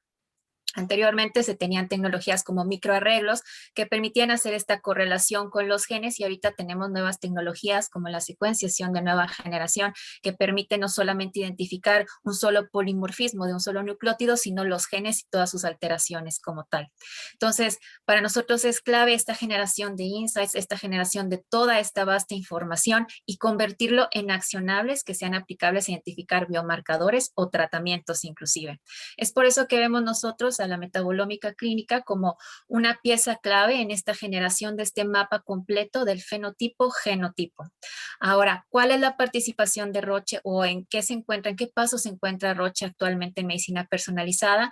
Pues ya se incorporó la secuenciación de nueva generación, la metabolómica clínica como tal aún no, aunque sería interesante.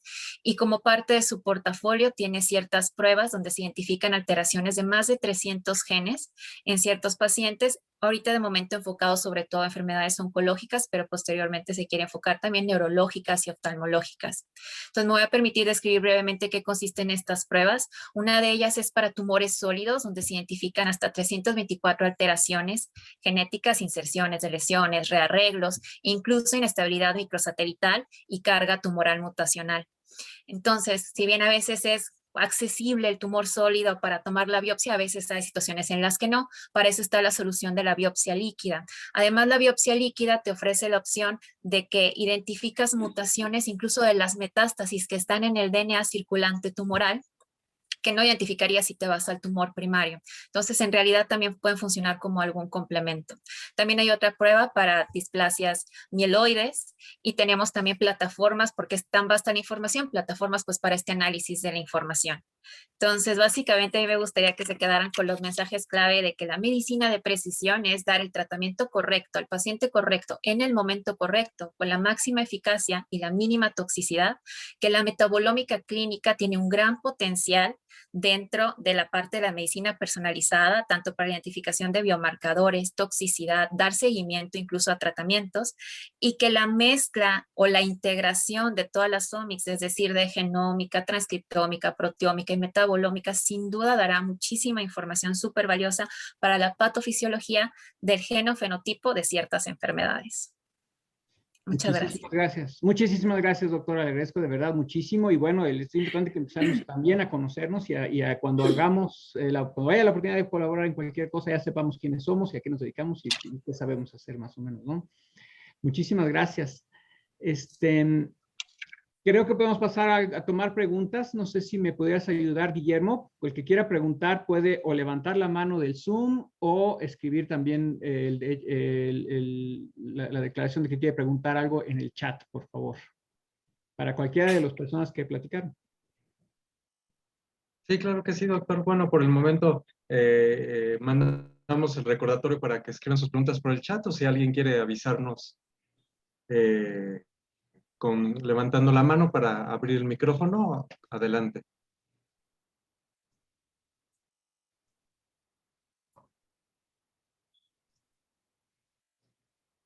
En lo que alguien más se anima, una pregunta, Nuria, ¿cuáles son los proyectos? Espérate, Jorge, yo veo a Zenocian que está levantando la mano. Perdón, adelante. Lo está haciendo así. Juan Pablo. Adelante. Adelante tú, Jorge. A lo mejor voy a preguntar algo muy simple. Pues nada más quería felicitar a las participantes. Me impresionó mucho, yo no sabía nada de metabolómica y me parece espectacular. Lo mismo sacar la huella química de un tumor que de un vino, o qué sé yo. Y estaba pensando para esto del daño, bueno, la muerte cerebral, si se podrá usar para daño cerebral después de un infarto cerebral. Normalmente la falta de irrigación o en el caso de una hemorragia, pues causa cierto daño. No sé si se pueda, si hay interés y alguna ventaja en poder cuantificarlo de esta manera. Sí, de hecho, el estudio que mencioné, que hay un estudio dirigido hacia lactato y glutamato, es un estudio, en este caso es un caso de trauma. Es muerte encefálica a causa de trauma. Entonces, el metabolismo que ellos reportan es un poco diferente al nuestro, porque el glutamato hay un cambio, ¿no? Pero sí, ese estudio es el único que hay hasta la fecha dirigido. Y otra de las cosas que queríamos estudiar, pero ahí, de hecho, originalmente iba a ser el primer proyecto, era en enfermedad vascular cerebral, porque las primeras veces que nos juntamos con Lucinda y con Jocelyn, era el mayor número de pacientes que recibía el instituto y fue el primer protocolo que hicimos. Y desafortunadamente lo que ha pasado en estos 2 años que hemos recolectado muestras es que no han llegado de esos pacientes y han pacientes de muerte encefálica. Gracias, Nuria. Me parece espectacular. No sé, me imagino que si el daño cerebral no es tan drástico como en el caso de una muerte encefálica, quizá sea más complejo detectar y la señal, ¿no? El otro proyecto que tenemos más avanzado es diferenciar una encefalitis autoinmune de pacientes control. Y sí, son mucho más parecidos, ¿sí? Los biomarcadores son menores. Extrañamente estamos encontrando la glucosa como un factor diferencial, que es lo que estamos estudiando, pero efectivamente un paciente ya con muerte encefálica declarada. El nivel de lactato es tan alto que si se fijaron en los puntitos del análisis de componentes principales estaban muy, muy alejados. En el caso de esta encefalitis son mucho más similares, no están tan disparados los metabolitos, pero sí estamos encontrando que hay diferencias, claras diferencias, y precisamente lo que estamos buscando es dónde están esos metabolitos que están haciendo las diferencias para poder tratar de hacer una explicación. La doctora Aguirre también quiere comentar. Y como dijo Lucinda ahí, es que necesitamos saber a cada paciente qué le pusieron, o sea, qué medicamentos le pusieron, o sea, todo necesitamos que nos hagan una tabla con todo completito, o sea, y necesitamos saber si lavaron con etanol, porque el etanol se mete a las muestras, o sea, yo creo que Lucinda ya me sueña cada vez que tenemos reuniones, de hecho tenemos reuniones prácticamente cada semana desde hace 2 años, ¿no? Incluso durante la pandemia, todos los lunes a las 4 tenemos una reunión con ella y las preguntas son estas, ¿no? ¿Lavan con isopropanol la campana? ¿Le meten alguna, no? Cada que encontramos algo, intentamos averiguar de dónde puede venir eso. Si es el vehículo de un fármaco, si es una contaminación, porque tiene que haber una relación muy, muy grande, ¿no? Supongo que ahorita que quiere comentar algo va a comentar por esa línea. Gracias. Sí, bueno, lo que yo quería decir es que esta línea de los infartos y de la enfermedad vascular cerebral es muy estudiada en metabolómica. En nuestro país no se ha hecho, pero en el mundo hay un trabajo exhaustivo. Y el mapa que lamentablemente no les presenté en esta segunda diapositiva que me faltó, era el mapa metabolómico que han hecho con los modelos animales, es decir, con los estudios en rata, que son modelos con alta reproducibilidad y que no tienen condiciones clínicas diferentes como los tienen los pacientes, porque cada paciente tiene una zona de ventana, tiene una, digamos que extensión del infarto mayor, un tiempo de evolución diferente. Entonces, todo eso en realidad es un campo exhaustivo en estudio. Y se ha avanzado mucho con los modelos de enfermedad vascular en rata, pero en humano, pues todavía se van a identificar los caminos, pero sí hay metabolitos que están indicando neurotoxicidad, que están indicando apoptosis o que están indicando diversos procesos celulares con un perfil de metabolitos incrementado o inhibido.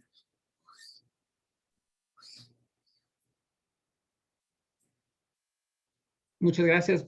Guillermo, podríamos tomar, hay algunas preguntas en el chat, pero creo que también hay otras manos levantadas. Sí, doctor. Bueno, en el chat están preguntando sobre los equipos de resonancia magnética nuclear para este tipo de experimentos. ¿Cuántos de ellos existen en México para poder usarse en el procesamiento de muestras en pacientes, por ejemplo, para el caso de trauma cráneoencefálico? Si entiendo bien, estos son los estudios que se hacen en los hospitales, es la resonancia magnética de hospital.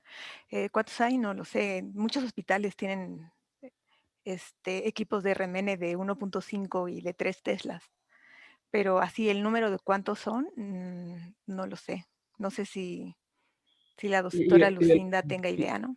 Y de los de química, Nuria, yo creo que quizás se vean, o sea, para hacer el estudio con el que tú haces, digamos. Ah, es que pensé que querían meter al paciente. Para este tipo de estudios en México, el equipo más grande, de campo más grande, o sea, mientras más grande es el campo, mayor resolución y mayor sensibilidad, es un equipo de 750 que está en nanociencias. Pero un equipo como el que yo les mostré en la diapositiva, que tiene la criosonda, tiene esa caja arriba, que es el automuestrador de meterle 500 muestras, ¿sí? O sea, está hecho para hacer estudios de metabolómica, creo que somos los únicos. Que se puede hacer en otros equipos metiendo las muestras en diferentes carruseles, sí. El Poli tiene un equipo de 600 y creo que haciendo metabolómica son esos 3 equipos, ¿no? No. El doctor Alfredo Ulloa Aguirre tiene la mano levantada, si gusta. Sí, claro, muchas gracias. Nuria, muy padre la plática, muy instructiva. Yo quisiera simplemente agregar que, pues para todos los presentes, la resonancia magnética no es la única técnica para hacer metabolómica. Está, como se mencionó, la espectrometría de masas, que hay varios espectrómetros de masas aquí en CEU y en los institutos. El doctor Armando Tovar acaba de adquirir un espectrómetro de masas y ese espectrómetro de masas lo tiene dedicado única y exclusivamente a la metabolómica, porque si ustedes recuerdan, el instituto ve mucho enfermedades metabólicas. Prácticamente es una de las áreas de mayor interés que en realidad representan un problema de salud nacional, porque estoy hablando de diabetes mellitus, estoy hablando de hiperlipidemias, estoy hablando de obesidad, etcétera, y entonces el instituto tiene un interés muy particular en estas líneas de investigación a metabolómica en enfermedades metabólicas y cómo se puede hacer una medicina personalizada considerando los perfiles metabolómicos. Nosotros en la red de apoyo a la investigación, nuestro espectrómetro de masas no hace metabolómica, lo tenemos más enfocado hacia la proteómica, pero contamos con un buen equipo que no tiene, Nuria, la resolución que tiene la resonancia, pero que nos da muchos datos muy útiles, como el artículo que publicamos recientemente en Scientific Reports sobre COVID, metabolitos en COVID en pacientes con neumonía, y que es a través de la cromatografía de gases acoplado a espectrometría de masas. Es más dirigido, hay menos metabolitos, pero se obtiene realmente muy buena información, muy útil, dirigida, que creo que hay que considerar, además de la resonancia magnética, que es muy poderosa, y de la espectrometría de masas. Yo quería agregar esto para que no se lleven la falsa impresión de que únicamente se puede hacer a través de resonancia magnética. Además tiene su chiste. O sea, la resonancia magnética tiene la gran ventaja, Nuria, que está la orina y ya no se hace nada más que separarlo. En cambio, en las muestras de suero es mucho más complicado y más sencillo cuando utilizamos la cromatografía de gases, para las cuales Jorge Peón nos ha ayudado muchísimo entrenando a nuestro personal, y tenemos pues ya bastantes colaboradores y bastantes servicios utilizando esta metodología, que repito, no es de la resolución de la resonancia magnética ni de la espectrometría de masas, pero da datos muy, muy buenos y además muy robustos y reproducibles en manos experimentadas. Es todo, Jorge, lo que yo quería comentar, nada más. Muchísimas gracias, doctor Nuria. Sí, muchas gracias, doctor Ulloa, un gusto saludarlo. Igualmente. Y sí, tal vez no me expliqué bien, pero de hecho, si hablamos de número de metabolitos, bueno, el masas tiene órdenes de magnitud más de lo que yo puedo ver. Si hablamos de sensibilidad, también me ganan, pero por mucho, por mucho, por mucho. ¿Sí? La única ventaja que tiene resonancia es la robustez y que la preparación de muestra es mínima, pero en cuanto al número de metabolitos, ustedes pueden ver 100, 200, 300, o sea, yo no voy a poder ver, precisamente porque es una mezcla. En cuanto a mi sensibilidad, más de 100, imposible, ¿no? Entonces, claro, en cuanto al número de metabolitos, bueno, gases, masas es la mayor, y en cuanto a sensibilidad, pero por mucho, ustedes ven también órdenes de magnitud más, ¿sí? Como les mencionaba, la ventaja del RMN es que no hay preparación de muestra, ¿no? Claro. Un comentario adicional que es también que es importante precisar, Nuria y Jorge, que es la parte de biología de sistemas para el análisis de los datos.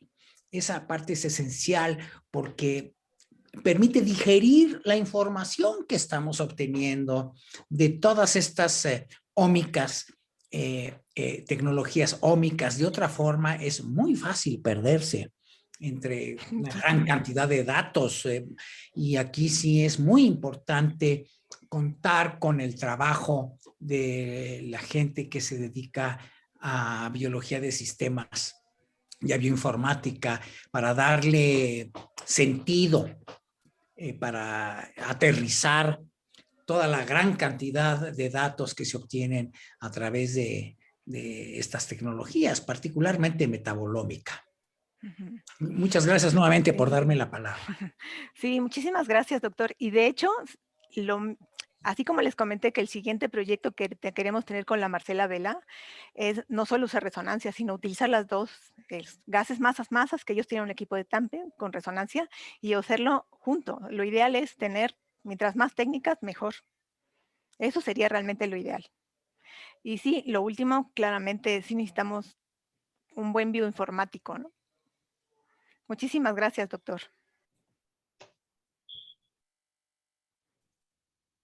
Muchas gracias, doctor. Sí, la biología de sistemas es una de las áreas más bonitas y más interesantes de la biología. A mí me encanta. Estamos buscando, incluso si hacemos alguna contratación de esa área en el Instituto de Química, por ahí si saben de alguien. Si gustas, Guillermo, no sé si podemos tomar alguna otra pregunta. Sí, doctor, hay una sobre si existen perfiles metabolómicos para personas con lupus, y si es el caso, si existiera algún reporte de las vías metabólicas o metabolitos involucrados, aparte del tema relacionado a lo inmune, a lo inmunológico.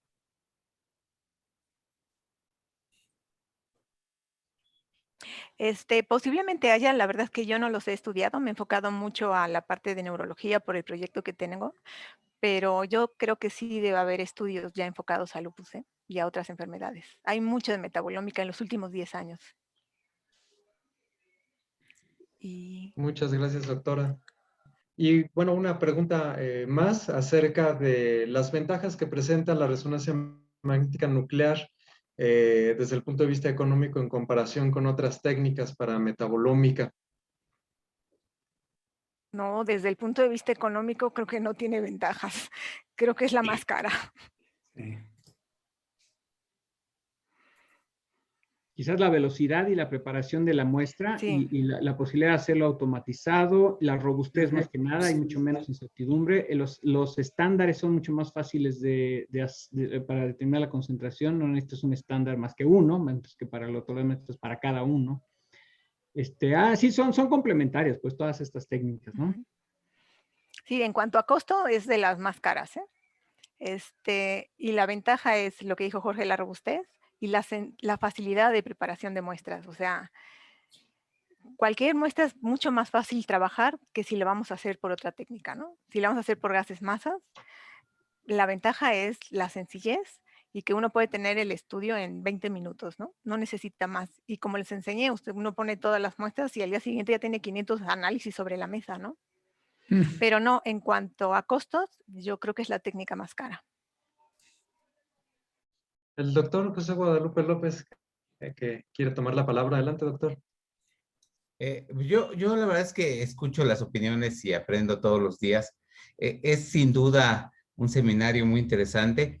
Sí creo que no se trata de comparar técnicas. Yo creo que en la metabolómica y en cualquier área, el contar con herramientas diferentes para hacer un estudio, un análisis, es invaluable. Entonces, efectivamente, la espectrometría de masas, haciendo todos estos análisis de masas y todo lo demás, es muy completo, pero preparar las muestras para hacer ese tipo de mediciones es terriblemente complicado comparado con una muestra de resonancia.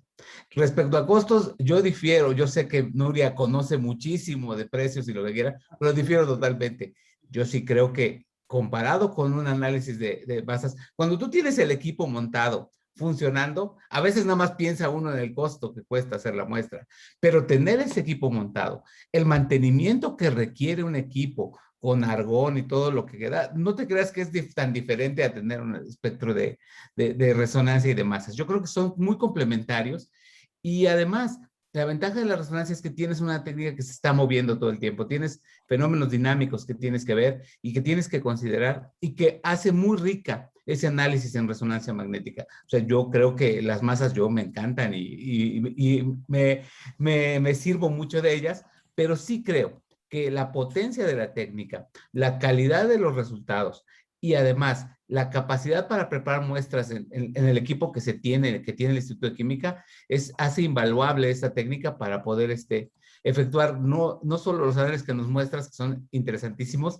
sino otros, y es un futuro para el instituto. Y muchas gracias. Perdón por mi opinión. Muchas gracias, José. Yo iba a decir lo mismo que tú, creo. Sí, porque aquí sí veo pasar las cuentas y se me hace que tienes razón. No sé qué es porque ahí se van. Yo solo veo las de resonancia. Iba a decir que además el equipo que se ocupa para estos estudios sirve casi 24 horas al día para muchas otras cosas. Es el equipo que tiene además la misma sensibilidad sensibilidad y la resolución que tiene el equipo también es exactamente las mismas propiedades que se necesitan para hacer análisis estructural de las proteínas, por ejemplo, y el Instituto de Química pues tiene, esto es parte de lo que hace fuerte, por ejemplo, el Laboratorio Nacional de Estructura de Macromoléculas del Instituto de Química, que hace, además de difracción de rayos X, ahí pueden haber otros proyectos de estructura macromolecular de proteínas puras, ahí sí, donde el problema es diferente, no es un problema de composición, sino es un problema de estructura química. Y obviamente los productos naturales del Instituto de Química, al cual el Instituto de Química yo creo que todavía nos siguen conociendo como nos decían la catedral de las lactonas terpénicas, ¿verdad? Pues con estos equipos de resonancia, pues esos análisis de productos naturales, pues también. Entonces es una especie de conjunto de fortalezas que hacen, le dan soporte a varias áreas, todas dentro de la química y del Instituto de Química, para que la gente sepa que de nuevo, el diseño alrededor de un instrumento trata uno de compaginar más de una sola aplicación cuando se puede. Tú no tienes visa, ¿verdad? Sí. Tenemos una pregunta más sobre si existirá algún tipo de riesgo respecto a que existan dos huellas metabólicas muy similares, pero que pertenezcan a enfermedades totalmente diferentes. Te lo mandé a tu WhatsApp también. Ese se pase a votar, ¿eh? Sí, puede ser. De ahí viene la importancia de los análisis quimiométricos, de todos los análisis que se hacen. Puede ser que haya dos condiciones que se comporten igual y una tercera que sea diferente. Claro que se puede dar. Y como les decía, la resonancia tiene un límite de metabolitos que puede ver, ¿no? Si usamos resonancia y masas y seguimos buscando, sería muy raro que tenga todo el perfil idéntico, pero habría que investigarlo y sobre todo la parte estadística es muy importante para eso, ¿eh? Muchas gracias, doctora. Le cedo la palabra al doctor Santiago March, por favor. Muy buenas tardes a todos. Yo solo quería comentar, nosotros estamos explorando en la fundación una prueba precisamente metabolómica para perfil de lípidos, para las lipoproteínas, para, digamos, 8 fracciones ahí de lipoproteínas que se están usando en Europa. Así que, pues, me gustaría ver si alguien de los ponentes pudiéramos platicar con ellos para presentarles este esfuerzo. Y el segundo comentario es, yo estoy convencido, coincido con algunos de los comentarios que se hicieron, de que la resonancia tiene un espectro mucho más amplio, por un lado. Por el otro lado, tienen más aplicaciones en la industria, en el agro. O sea, me parece que el invertir en un equipo de resonancia, el panorama es mucho más amplio sin demeritar a la espectrometría. Y coincido con lo de la preparación de las muestras, es mucho más complicado la espectrometría y sobre todo si voy a procesar muestras en espectrometría de diferentes seres vivos, pues lo hace realmente más complicado. Gracias. Muchas gracias, doctor March. Muchísimas gracias por los comentarios. Y prometido que hacemos el contacto a través de la Secretaría de Vinculación para hablar con las personas del instituto que más podrían saber sobre lipoproteínas. Ya estoy pensando quiénes y inmediatamente hacemos. Te agradezco mucho, doctor. Estoy pendiente. Gracias. Bueno, finalmente hay muchos comentarios en el chat felicitando a los ponentes y por compartir todo el conocimiento y la experiencia, doctor. Muchísimas gracias, Guillermo. Creo que pues me queda agradecer muchísimo el trabajo se resume en unos 40 minutos, pero es trabajo de unos 5, 6 o más años. Y horas y horas y horas de personas. La capacidad de hacer este tipo de estudios, lo que yo creo que es uno de los mensajes que debe de llevarse la gente que nos está viendo, es algo que no hacíamos hace 6 años y ahora ya lo hacemos.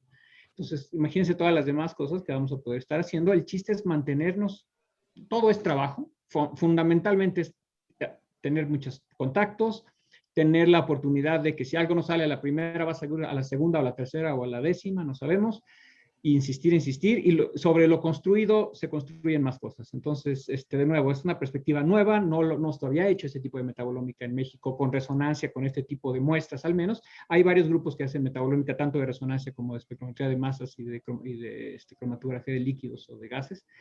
Pero este tipo de proyectos pues tenía que empezarse y creo que esto es la lección principal es esa, ¿no? Que a pesar de que sea un área nueva, la doctora Esturao es experta mundial en resonancia magnética nuclear, pero todos en el instituto, creo que lo puedo decir, no conocíamos a la metabolómica. Y ahora pues ya creo que ya nos defendemos bastante, ¿verdad? Entonces, como ven, el poner un ladrillo encima del otro nos lleva a lugares muy importantes y el chiste es continuar y tener tanto paciencia como insistir en las fuentes de financiamiento, porque vamos a siempre estar avanzando adelante. Muchísimas gracias a todos y pues muchísimas gracias a la Secretaría de Vinculación, a todas las personas que nos apoyan con estos eventos, de verdad han sido fantásticos. Y nos faltan como otros 4 o 5 a lo largo del año, más o menos es uno cada mes. Por favor, Marce o Guillermo, ¿no nos recuerdan la próxima cuándo es? Sí. ¿Sí tienes ahí el folletito, Guillermo? Sí, claro que sí. Les comparto la pantalla.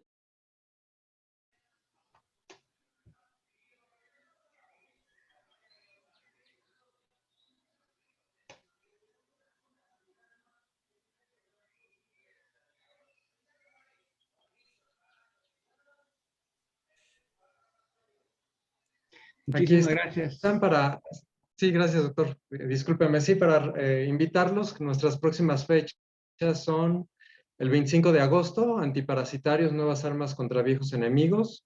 El miércoles 29 de septiembre, nuevas moléculas contra el síndrome metabólico en México. El miércoles 27 de octubre, la química contra el cáncer. Y el 24 de noviembre, la biotecnología en la detección del virus COVID, logros y perspectivas futuras. Muchísimas gracias, Guillermo. Y bueno, con esto pues nos despedimos. Estamos pues en contacto todo el tiempo. Espero que a través de estos foros pues conozcamos más poco a poco las capacidades tanto del Instituto de Química como de otros centros de investigación en México y que también nos hagamos una clara idea de lo perspectiva desde el sector privado de las industrias farmacéuticas, que también obviamente son la fortaleza de la salud en México. Gracias a ellos existen fármacos y podemos curar todos de muchas cosas. Muchísimas gracias y pues nos vemos en agosto. Que estén muy bien. Gracias. Muchas gracias. Gracias. Gracias, buenas tardes. Gracias, buenas tardes. Lucina, muchas gracias, que estés muy bien, cuídate mucho. Buenas tardes, gracias. Muchas gracias. Gracias, doctora. Hasta luego. Adiós. Buenas tardes, gracias, felicidades a todos. Nos vemos, José, cuídate mucho. Gracias, doctor. Gracias, bonita tarde. Adiós, Gracias, muchas gracias, doctora. Muchas Estamos a la gracias. orden, muchas gracias. Gracias. Buenas tardes a todos. Muchas gracias. Bye. Hasta luego, Gracias. muchísimas gracias. Hasta luego. Nos vemos, era Ignacio, ¿verdad? No lo vi. Sí. Nos vemos. Buenas tardes a todos. Gracias. Sí. Adiós, Ignacio, es que no sabía tu voz, pero no sabía quién eras. Así es que no tengo la cámara prendida. Que tengan buena tarde y muchas gracias por este. Y gracias, Gabriel, te acabo de ver. Igualmente, gracias. Bye, Nuria.